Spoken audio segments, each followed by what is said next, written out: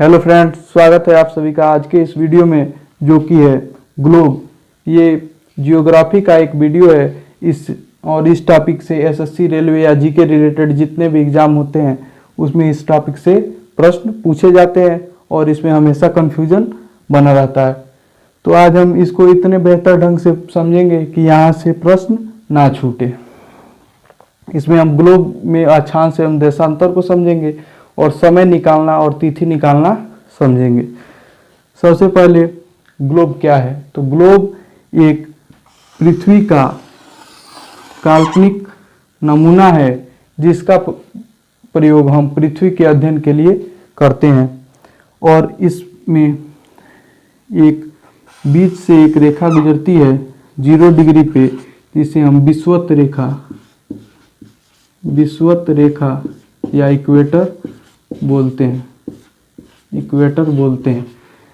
और यहाँ इसके ऊपर नॉर्थ पोल उत्तरी ध्रुव और नीचे साउथ पोल दक्षिणी ध्रुव होता है।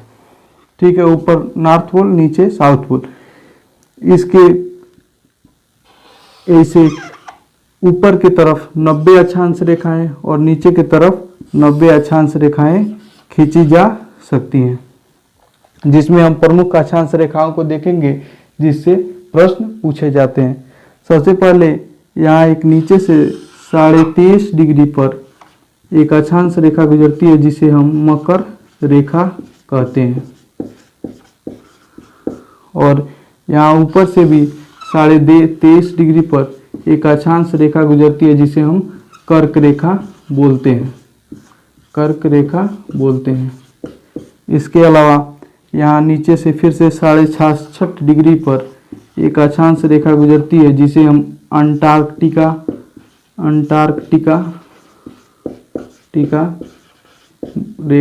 रेखा बोलते हैं। और ऊपर जो गुजरती है 66.5 डिग्री पर उसे हम आर्कटिक रेखा बोलते हैं। और हमारा भारत यहाँ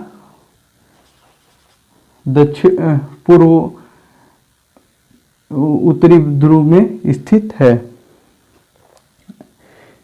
इसके अलावा इन दोनों ध्रुवों को, नॉर्थ और साउथ को मिलाने वाली जो भी रेखाएं, इसे हम देशांतर बोलते हैं। ये दोनों ध्रुवों को मिलाने वाली, और ऐसे रेखाएं मिलेंगी और ऐसे हमारे ग्लोब का निर्माण हो जाएगा। ठीक है, अब इसमें प्रश्न क्या पूछे जाते हैं कि दो जो अक्षांश रेखाएं हैं इनके बीच की दूरी कितनी होती है? तो दो अक्षांश रेखाओं के बीच की दूरी 111 किलोमीटर होती है। और इसका अक्षांश रेखाओं का प्रयोग हम किसी भी जगह का तापमान और वहाँ की जलवायु के निर्धारण में करते हैं।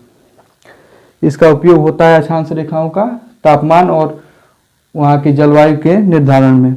और दो देशांतर रेखाओं की दूरी जो कि बढ़ती है और घटती है, और यह सबसे ज़्यादा यहाँ कहाँ होती है? तो सबसे ज़्यादा होती है विषुवत रेखा पर। और विषुवत रेखा पर यह दूरी होती है 111.3 किलोमीटर। और सबसे कम होती है ध्रुवों पर 0 किलोमीटर। दो देशांतर रेखाएं आपस में मिल जाती हैं तो ये यहाँ 0 किलोमीटर ध्रुवों पर इनके बीच की दूरी होती है। और विषुवत रेखा पर जो दूरी होती है देशांतरों के बीच, वही जो अक्षांशों के बीच की दूरी होती है, लगभग उतना ही यहाँ विषुवत रेखा पर देशांतरों के बीच की दूरी होती है। अब इसका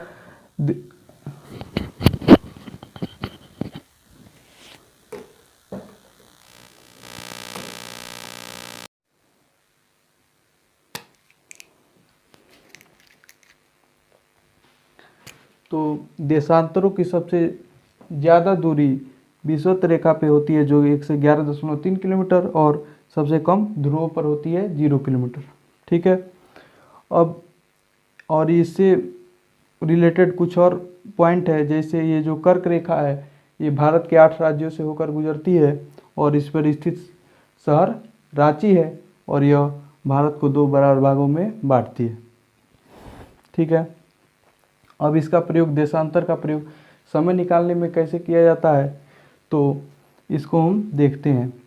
तो 2 देशांतरों के बीच की दूरी 4 मिनट के बराबर ली जाती है। अगर ये पूर्वी देशांतर होता है और ये पश्चिमी देशांतर होता है, जैसे ध्रुव में ये नॉर्थ पोल साउथ पोल होता है। तो यहाँ 2 देशांतरों की दूरी में +4 मिनट और इधर आने पर पश्चिम की तरफ -4 मिनट लिया जाता है। और इसके का निर्धारण करने के लिए 1884 में एक बैठक हुई थी जो कि वाशिंगटन में हुई थी, वाशिंगटन। उसमें ये विचार किया गया था कि किसे प्रधान समय रेखा और किसे तिथि रेखा मानेंगे। तो 0 डिग्री देशांतर को प्रधान समय रेखा माना गया और 180 डिग्री को अंतर्राष्ट्रीय तिथि रेखा माना गया। और ये जो 0 डिग्री है ये इंग्लैंड के ग्रीनविच शहर से होकर गुजरती है, ग्रीनविच शहर से।